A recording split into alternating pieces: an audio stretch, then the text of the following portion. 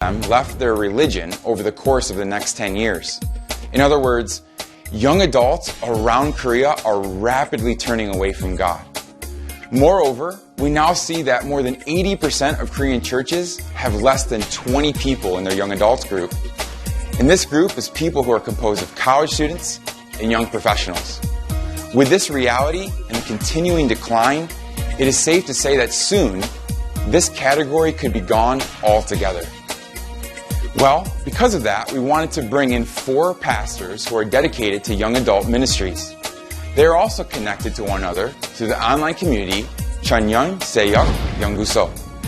By hearing from individuals who are dedicated to the front lines of this type of ministry, let's find out some of the issues, problems, and hopeful solutions that exist for reaching the young generation. 두 분이 이렇게 자료 올린 거 이제 세미나하고 많이들 그래도 보시고 또 엄청 많이 참고하시고. 보셨대요. 목사님 7,000명 보셨대요. 목사님 께는 뭐 9천 명 넘게 봤더라고. 그 비유가 이제 나오죠. 전도사님도 부담 없이 그냥 편안하게 계속 하고 싶으면 하세요. 저는 뭐 선생님이 제일 긴장하시는 목사님 제일 긴장하시는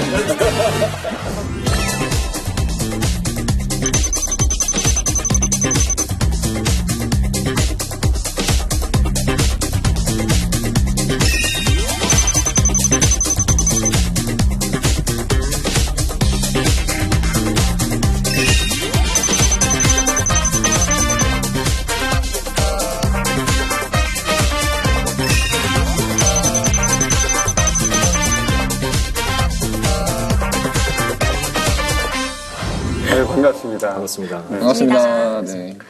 우리 제자 프로젝트런에 출연하신 소감이 어떠신지 궁금합니다. 사실 이제 제가 방송에 나올 정도로 이게 역량이 되거나 이제 그렇지 못하는데 이렇게 초청해 주셔가지고 너무 감사하고 오늘 뭐 제가 알고 있는 모든 것을 쏟아 부어서 마음껏 얘기하도록 하겠습니다. 네. 기대가 됩니다. 네, 감사합니다. 네, 저도 처음에 초대받았을 때는 좀 믿어지지 않았고요.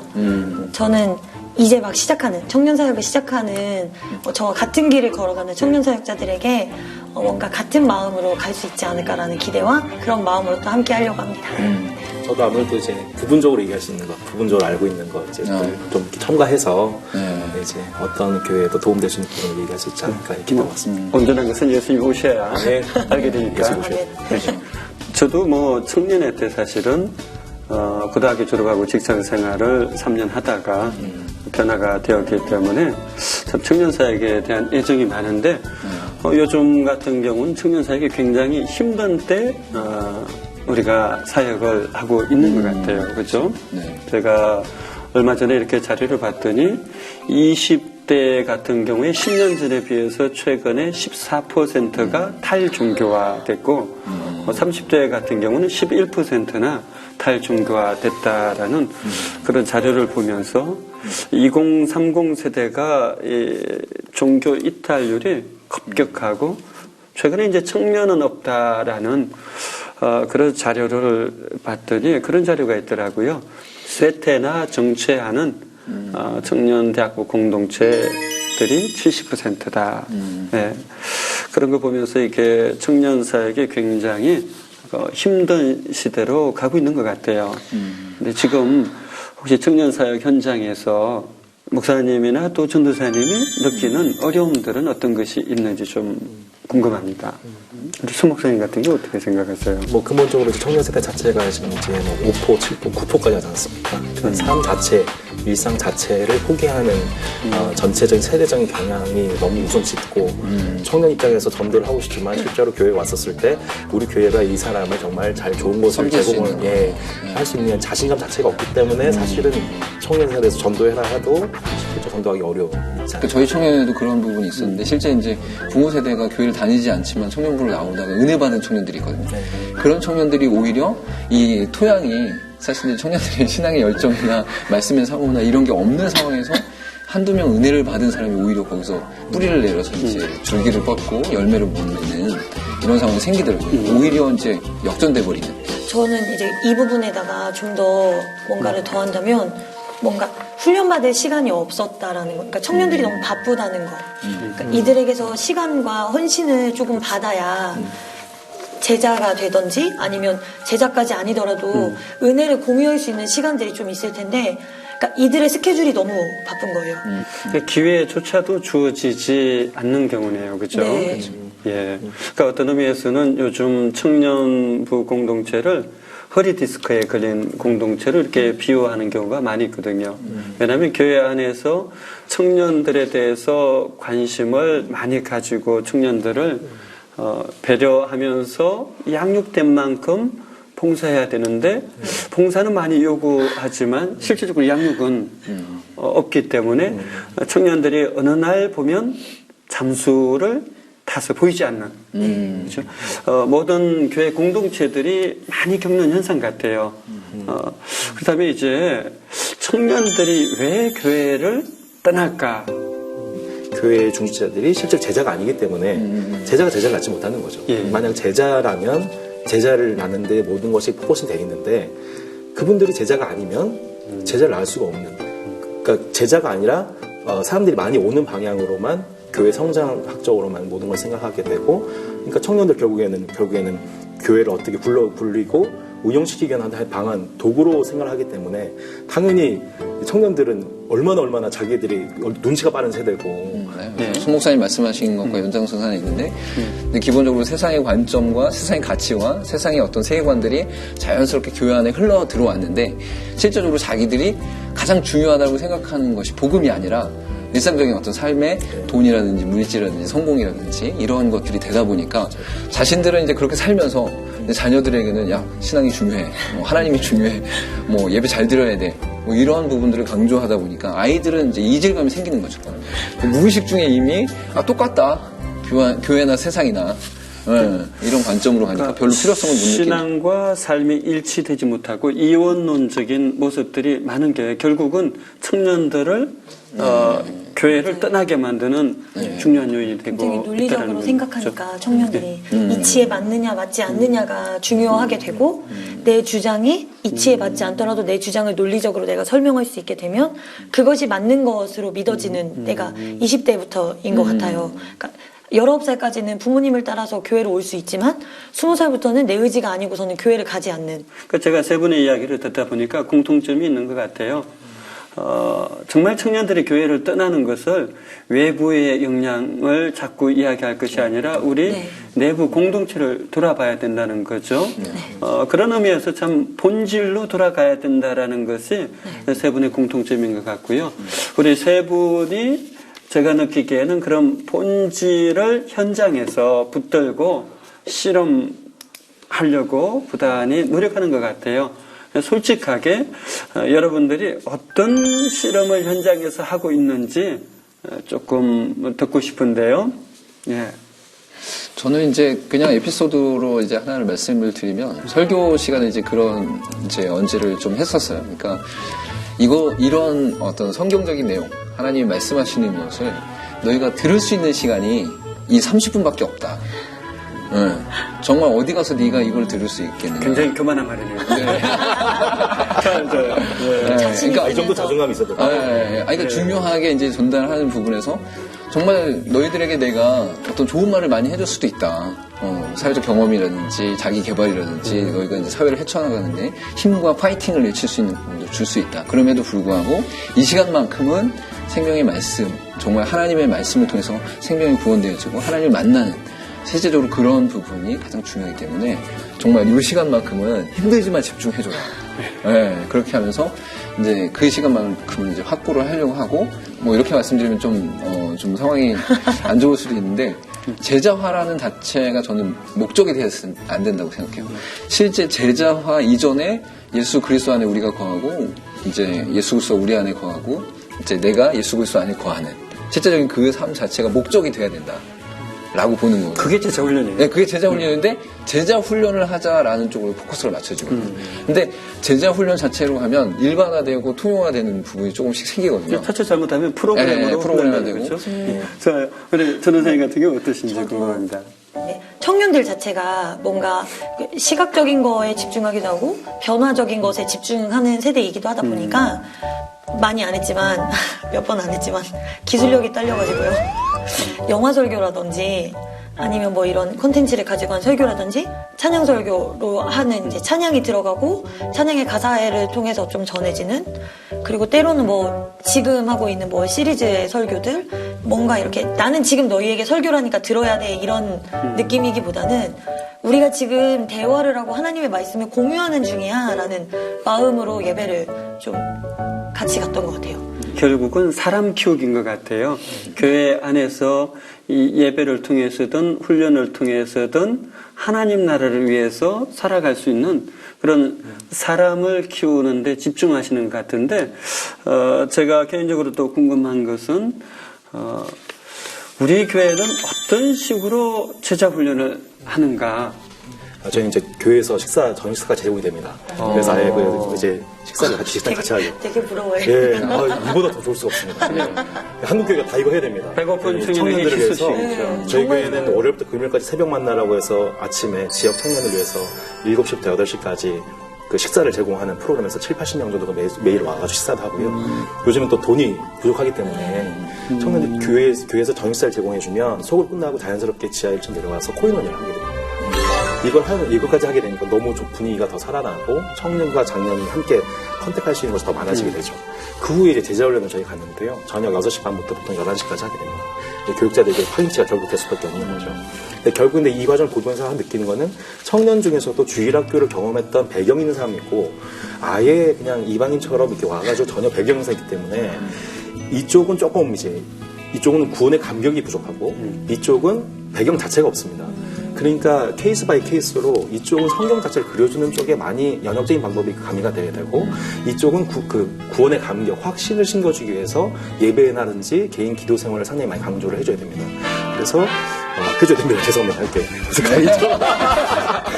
제정하는 것 같아요. 죄송합니다. 네, 죄송합니다. 듣고 있어봐요. 전 가장 중요시 여기는 게 뭐냐면 그 다음 주 어떻게 살 것인가.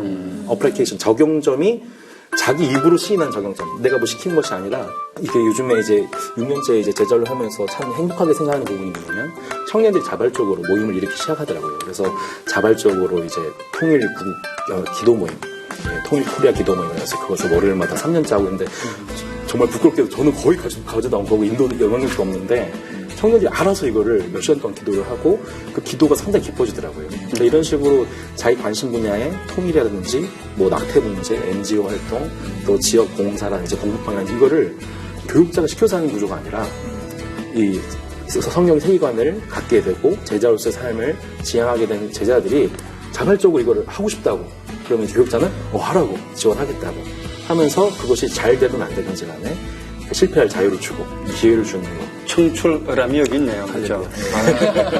저보다 100배 낫더라고요. 예. 그게 보람이죠. 예, 그렇죠.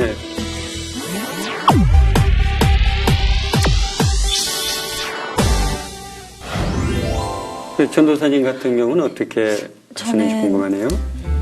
제가 많은 사람들의 이제 제가 저의 그릇을 알기 때문에 제가 많은 사람들을 한 번에 양육할 수 없는 걸 알고 많은 수보다 좀 장기적인 프로젝트로 생각해서 기쁘게 나누고 기쁘게 말씀 듣고 기쁘게 기도하는 것이 제 안의 소망인데 이 청년 임원들과 먼저 이 공동체의 교제를 같이 나누고 말씀을 나누고 은혜를 나누고 삶을 나누는 것을 먼저 1차적으로 하고요. 이들을 세워서 또 이런 1대1이라든지 이런 양육들을 또 세워갈 수 있도록 해가는 이런 큰 그림이 마치 고래가 꼬리만 보이는 것처럼 굉장히 중요한 것 같아요. 왜냐하면 제가 오카노 목사님께 광인론을 들었을 때 오카노 목사님이 처음 대학부를 맡았을 때 한 명 왔다고 하잖아요. 네, 그러니까 우리 전도사님이 실험하는 그 실험이 대부분의 한국 교회의 실험이기도 하고 네. 굉장히 의미 있는 실험인 것 같은데 그 목사님 같은 경우는 또 어떤 제자 훈련을 위한 실험을 하시는지요? 일단 개인적으로는 청년들을 향해서 약간 브레이크 사역을 좀 하려고 많이 노력을 하고 있어요. 왜냐하면 이제 청년들이 달려가는 어떤 삶의 방향들이 너무 이제 말씀과는 다른 영역들로 달려가고 있기 때문에 그것이 단지 이렇게 뭐 스펙을 쌓느냐, 공부를 하느냐, 뭐 직장 생활을 열심히 하느냐 이런 관점이 아니라 실제 이제 그들이 생각하는 사고관, 그다음에 세계관들이 말씀하고 다르기 때문에 계속 브레이크를 걸어주는 거긴 아니다. 잠깐 멈춰라. 생각해라. 말씀이 뭐라고 말씀하시는지 이제 그 제시하는 것들을 발견해라.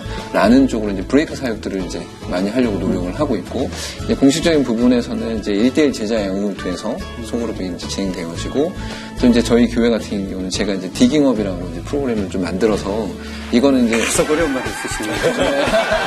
좋아요. 디깅업, 파내다, 발굴하다, 네. 네, 이거는 이제 특별히 뭐 다른 거랑 비교를 하면 이제 성경 파노라마 비슷하게 시대적인 어떤 흐름 안에서 성경 전체를 이해할 수 있도록 이렇게 이끄는 부분인데 12시대로 이렇게 해서 한 달에 한 시대씩 해서 쭉 진행이 되는 거죠. 그래서 디깅업 자체를 통해서 이제 청년들이 막 그 변화가 일어나고 그런 부분보다 성경을 이렇게 차근차근 이렇게 알려주면서 성경 속에서 이제 각자가 발견해 나가는 그냥 각자가 발굴해 나가는 그런 관점으로 하는 거죠. 제가 보니까 굉장히 중요한 부분 같아요. 결국 제자훈련이라는 것이 성경을 청년들이 보고 가게 하고 어떤 짜여진 틀 속에서 제자가 만들어지는 것이 아니라 결국은 이 성경 말씀이 삶으로 연결돼야 이게 제자훈련이 가능하기 때문에 그런 것 같아요. 그러면 혹시 각 그런 제자를 세워가는 사역을 하면서 어려움들을 경험하실 것 같아요. 요즘은 더 힘들 것 같다는 생각이 들어요. 우리 전도사님 제가 참 궁금합니다. 저는 청년들이 가장 많이 꿈꾸는 것 중에 하나가 행복하고 그리고 너무 즐거운 가정과 결혼과 연애에 대한 꿈이 있다고 생각하고요. 저 역시 그것들을 20대에 꿈꿔왔고 지금도 꿈꾸고 있는 상태인데 제가 청년들에게 제시해 줄 수가 없더라고요. 취업에 대한 부분도 마찬가지로 청년들이 너무 고민하고 있는데 취업을 해서 일을 했던 기간이 4년이 채 되지 않아서 제가 이제 이들이 싸우고 있는 싸움에 대해서 제가 크게 공감하지 못하고 크게 나눌 수 없더라고요. 저는 실제로 미생이 그런 내용이라고 해서 보다가 한 5편이었던가? 더 이상 못 보겠어서 끄고 운 적이 있었어요.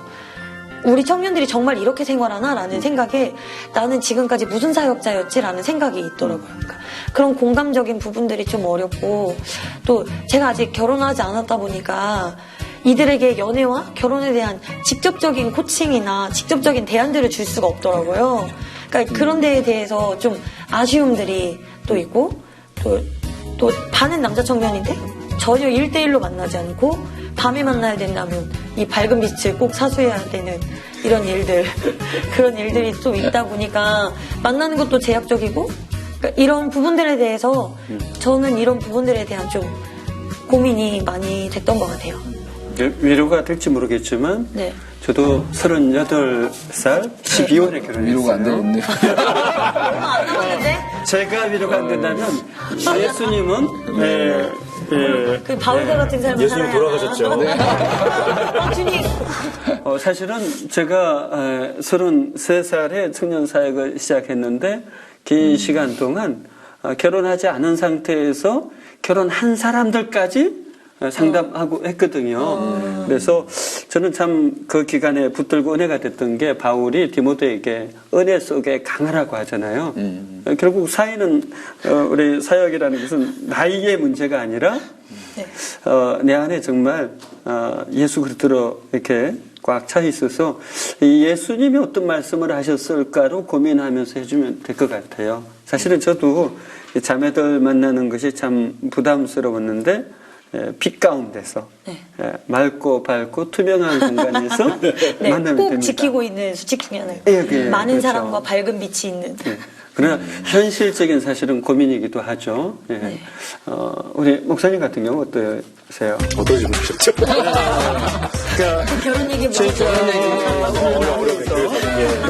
제자훈련 제자훈련을 하시면서 어떤 부분이 혹시 어려우신지 또 목사님이 가지고 계신 고민은 어떤 건지 궁금합니다. 네, 그러니까 첫 번째는 청년 교육자가 계속 제자화되고 있는데 성공하고 있는가 스스로 점검하는 부분. 두 번째는 청년 사역을 할 수 있도록 청년 사역자를 교회가 배려하고 있는가. 그러니까 이게 타임테이블이 좀 다르지 않습니까? 장년 위주의 어떤 교회 운영과 실제 청년을 만나는 데서 밤 시간이라든지 뭐 이렇게 뭐 저녁 시간이라든지 이렇게 좀 이렇게 청년을 만나는 데 있어서 청년 위주로 맞춰야 되기 때문에 우리는 야근주죠.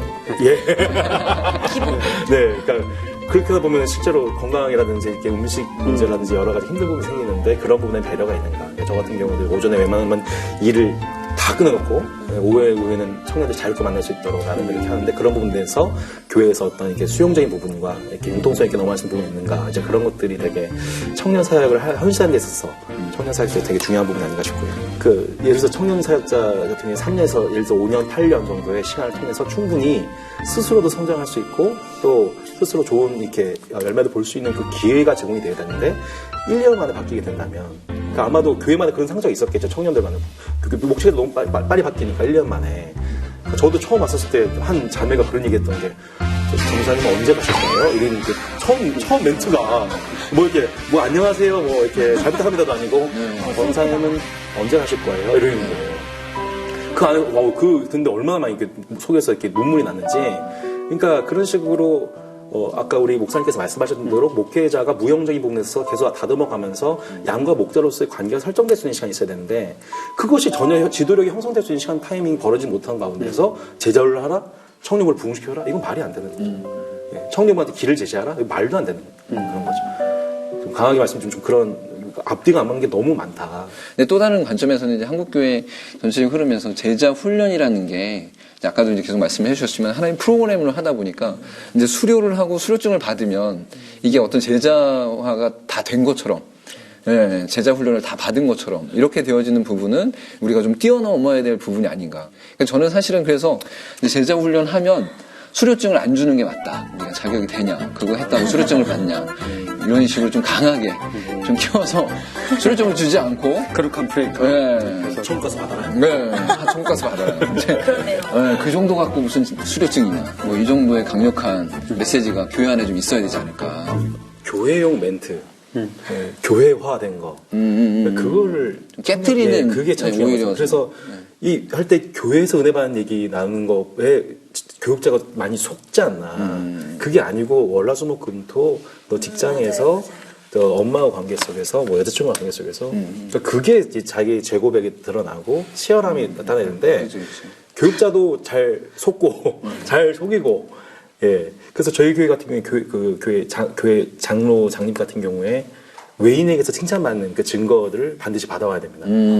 아내와 이웃에게서 칭찬받는 증거를 받아야만 이게 장로로서 이제 추천될 수 있는 그런 게 있는데 마찬가지로 청년도 마찬가지로 외인에게 칭찬받는 증거가 반드시 있어야 리더로서의 그런 부분들이 생기잖아요.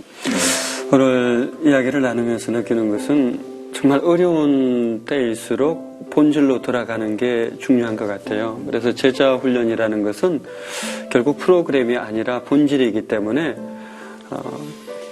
적은 교회든 큰 교회든 교회 규모에 관계없이 어느 교회나 제자 훈련은 반드시 해야 되는 가장 중요한 청년 사역이 아닌가 하는 생각이 듭니다.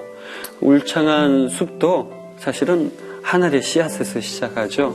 그 하늘이 심겨지고 그 좋은 토양에서 어느 순간에 자라서 시간이 지나면서 점점 숲을 이루는 것처럼 한국 교회의 모든 청년 대학부들이 제자 훈련을 시작했으면 좋겠다 싶은 마음이 저도 함께 나누면서 들었습니다. 그래서 모든 한국에 있는 교회들이 제자 훈련을 시작해서 하나리 각 지역마다 각 도시마다 교회가 세워진 모든 곳에서 시작된다면 청년 사역이란 울창한 숲이 어느 날인가는 아름답게 이렇게 세워지지 않을까 하는 생각이 들었어요. 우리가 눈에 보이지 않아도 그 중요한 실험들을 하면서 우리가 있는 곳에서 우리 오늘 눈물로 하나의 씨앗을 심는 그런 청년 우리 사역자들 그런 청년 사역 됐으면 좋겠습니다. 오늘 정말 감사하고요.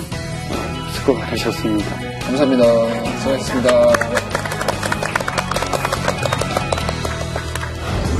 Where we are going is more important than how fast we get there. And the same is true for the church. We cannot be so concerned with the quick numerical growth. And we cannot always equate a large gathering with success. Let's go back to the Bible when it comes to determining our success. Let's show the young generation how to live in this world as followers of Jesus Christ.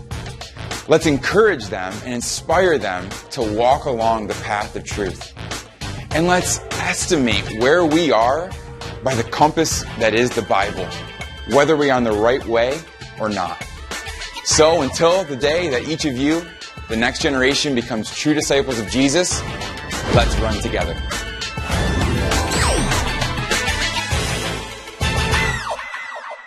저희 청년들에게 미안한 얘기 참 많이 하는데 그런 미안한 마음 가지고 청년들 잘 돌볼 수 있으면 참 좋겠고 청년들에게 더 한국교회가 그런 부분에서 좀 미안한 부분에 대해서 정말 뭐 제가 주제넘게 말씀드리지만 정말 죄송한 부분이 있다는 것을 말씀을 드리고 교회에 대해서 실망하지 마시고 계속해서 함께 하나님 나라를 바라볼 수 있으면 참 좋겠습니다. 초대교회 같은 공동체가 회복되는, 내가 드리는 것도 내어놓는 것도 사랑하는 것도 말씀을 보고 기도하는 것도 모두 자발적으로 은혜 가운데 이루어질 수 있는 초대교회 같은 공동체가 만들어지도록 세워지는 것이 또 제 안의 꿈이고요. 오늘 이제 얘기 나누면서 그런 생각이 들었는데 이제 힘들고 어려운 환경 속에서도 그 이제 사역의 현장과 이제 청년이라는 대상 자체가 쉽지 않은데 그 가운데 이제 같이 고민하는 청년 사역자들이 있다는 거, 또 같이 기도하면서 어떻게 하면 잘할 수 있을까 이제 생각하고 있는, 고민하고 있는 사역자들이 있다는 걸 잊지 않고 같이 기도하면서 이제 가장 중요한 부분에 집중하는 그런 사역을 했으면 좋겠습니다. 네. 청년 사역 자체가 조급함이나 분주함이나 산만함이라는 이 시대의 풍조를 따라가는 것이 아니라 오히려 시계가 아니라 나침반을 따라갈 수 있도록 계속해서 청년 사역자들과 나누고 싶고요. 끝까지 시종일관 말씀 앞에 서서 계속해서 고민하고 고뇌하면서 바른 방향을 제시할 수 있는 그런 우리 시대 나침반의 역할을 할 수 있으면 좋겠다라는 생각을 해봅니다. 교회는 제자다. 그러면 제자가 없는 교회는 교회가 아닌 거가 되잖아요. 개수를 늘리거나 그 규모를 늘리고 교회를 개척하려고 하면 그런 것만 생각을 하는 것 같아요. 성도들의 모임이 교회가 되시는 거잖아요. 제가 이렇게 제자화를 해요. 이 사람이 교회로 살아가요. 예수님의 제자로 살아가요. 그럼 교회 개척한 거 맞잖아요. 새로운 제자가 생겼다라는 말은 새로운 교회가 생겼다라는 말 아닙니까? 맞아요. 여러분들의 신학 가운데는